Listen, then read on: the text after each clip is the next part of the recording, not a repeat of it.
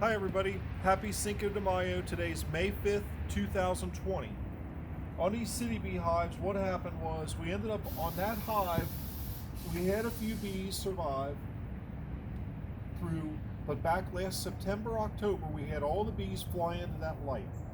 They flew at night. That light's been up there for 25 years. The bees were installed the first week of April 2019. They did fantastic. For several months they produced honey. They did great. On the 5G, how do I know that the 5G is turned on? Well, I personally have had Verizon for years, but it's a T-Mobile tower.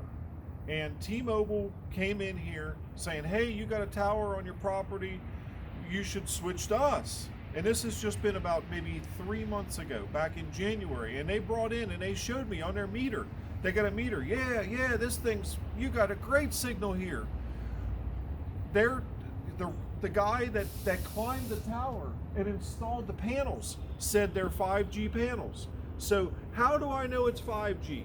That's what T-Mobile gave me a loaner phone so I could take it to my home in the country and see how the signal was. And their signal wasn't as good as the Verizon. The Verizon 4G had a bee land on the finger of the camera person there, and they're kind of freaking out about it. It's all right. Anyway, so we've been in there. We did find the dead queen, and there was some bees, but not too many. So we put in a package. We're going to see what they do. Let's have a quick peek in this one. This one I haven't seen any activity since last fall. So what do we got? We got left over here sugar water that they never even used, or sugar that dried.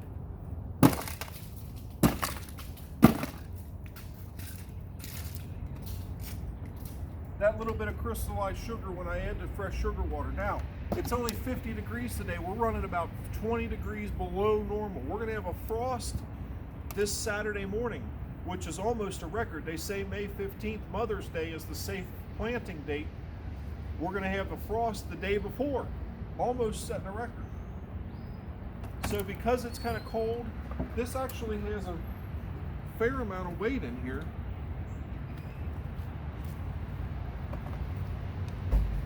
Got a bunch of capped honey in there again. Now, one problem I see here, we've got some carpenter ants, which we're going to work on. The bees will run them out of there. I don't know that I've ever seen carpenter ants in a beehive. This one here, if you can see, wow, that's interesting. We'll knock them out of there.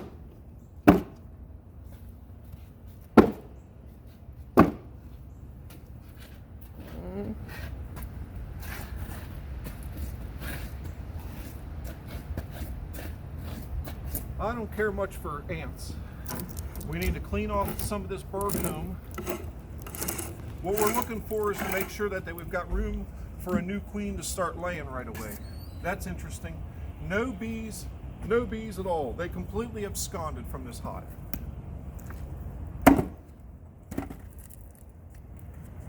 Get our carpenter ants out of here.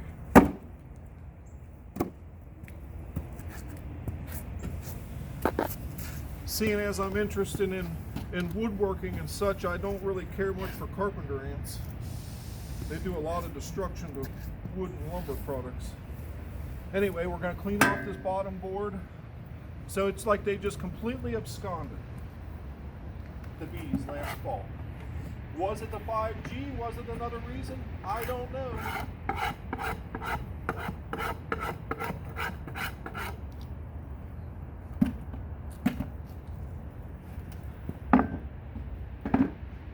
So we're going to put that back.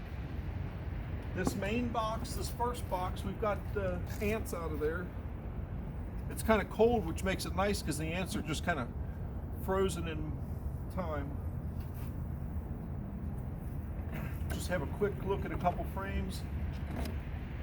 Beautiful comb. There's a bunch of pollen in there. They'll be able to use that.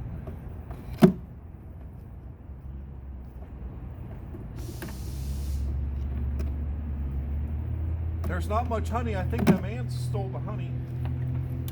But there's beautiful comb and lots of pollen. So the new bees are going to be able to utilize that. Plus we're going to feed them. So between the sugar water to simulate the honey and all the pollen, they can get right to work. Now this one we got, it's one of the ants, tons of pollen in here. I think I may move that to the outside depending on what we got. This one's got a little more pollen than that one. How about this one? Yeah, we're going to move this one here that has, so we're going to put that pollen out on the outside, and there's a little more honey. So all beautiful, beautiful start for these.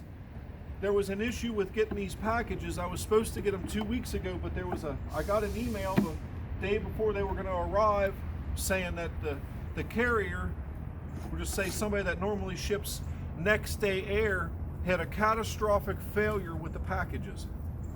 So whatever that means, somebody didn't like them and they sprayed them or what, I don't know. But anyway, let's get our package up here. I'm going to slide this off of here. Sometimes there's some risk in putting two packages so close together. But with the cool weather we've got, we should be fine. There's our queen, blue dot, and the attendants.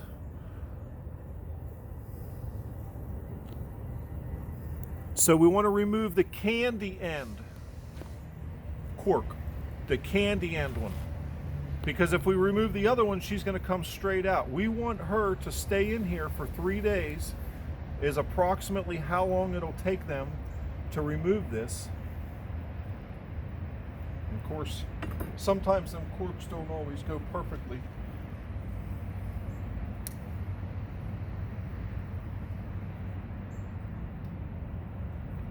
So there we've exposed that candy end. Now we want to put this in here like this, and the bees that we're going to install will come in and eat that and release her. And then she'll start laying right away. She's ready to lay right now. She's made it and ready. We pull out one frame to make us a little room. Actually, that one's so loaded with pollen too. I'm going to move it to the outside.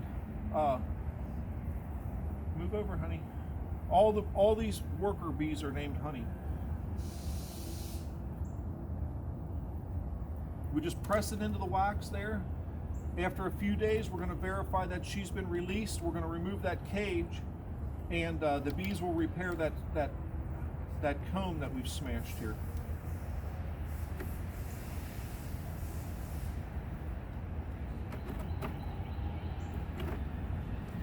Put that pollen frame back in there. So there's plenty of room for her to get laying and get going right away. I've got the other box ready. This one here, there's a little bit of weight. I know that there is some honey in there. Remove this burr comb. The main reason for removing all the burr comb is just for inspection purposes. Bridge comb, burr comb, it's all the same. The bees use it because they're lazy. Inside the hive, they gotta fly up a ½ inch. No, we just build some wax and we can crawl up it. It's a bridge. So I'm gonna dump the bees in. I'm gonna put this on. There's no need for this honey super right now, especially with feeding them the sugar water. And I can harvest that honey in there, because that was put in there during the last summer. We have to knock these down. We have to knock them down, and then we're going to open an end.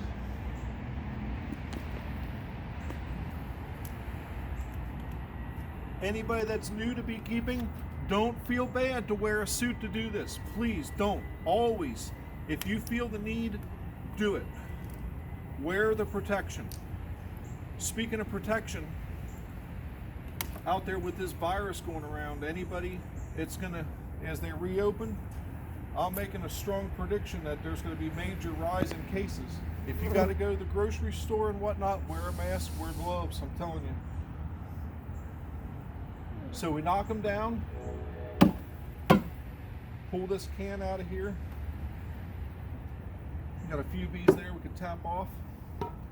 We're going to come in and finish opening this end.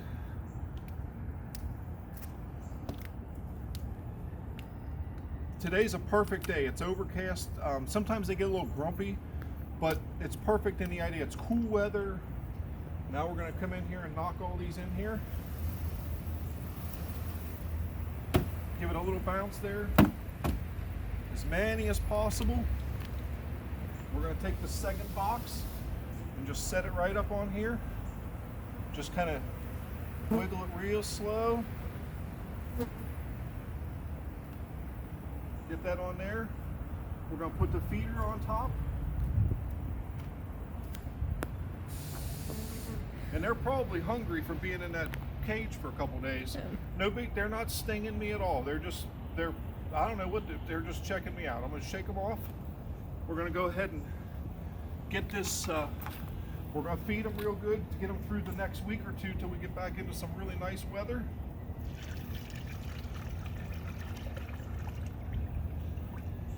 This was 25 pounds of sugar to 2 gallons of warm water mixed up with a paint mixer on a drill. There's that. Put the lid on. So let's see what these city bees can do. Is the 5G affecting them or not? We're going to find out. Thanks for watching, everybody.